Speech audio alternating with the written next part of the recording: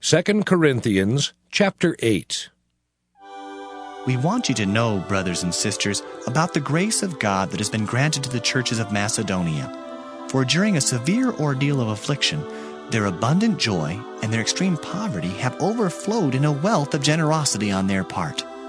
For as I can testify, they voluntarily gave according to their means, and even beyond their means, begging us earnestly for the privilege of sharing in this ministry to the saints. And this not merely as we expected.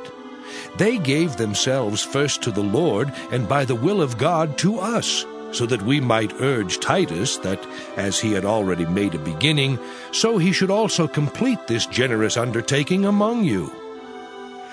Now, as you excel in everything, in faith, in speech, in knowledge, in utmost eagerness, and in our love for you, so we want you to excel also in this generous undertaking. I do not say this as a command, but I am testing the genuineness of your love against the earnestness of others. For you know the generous act of our Lord Jesus Christ, that though he was rich, yet for your sakes he became poor, so that by his poverty you might become rich. And in this matter I am giving my advice.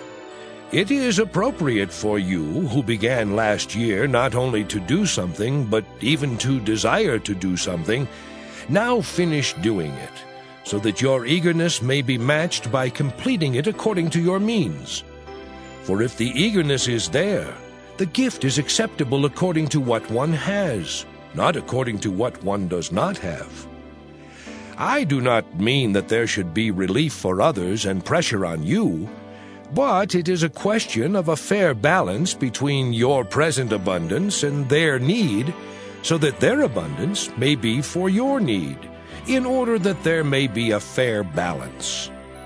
As it is written, the one who had much did not have too much, and the one who had little did not have too little. But thanks be to God, who put in the heart of Titus the same eagerness for you that I myself have. For he not only accepted our appeal, but since he is more eager than ever, he is going to you of his own accord. With him we are sending the brother who is famous among all the churches for his proclaiming the good news. And not only that, but he has also been appointed by the churches to travel with us while we are administering this generous undertaking for the glory of the Lord himself, and to show our goodwill. We intend that no one should blame us about this generous gift that we are administering, for we intend to do what is right, not only in the Lord's sight, but also in the sight of others. And with them we are sending our brother, whom we have often tested and found eager in many matters, but who is now more eager than ever because of his great confidence in you. As for Titus, he is my partner and co-worker in your service. As for our brothers, they are messengers of the churches, the glory of Christ. Therefore, openly before the churches, show them the proof of your love and of our reason for boasting about you.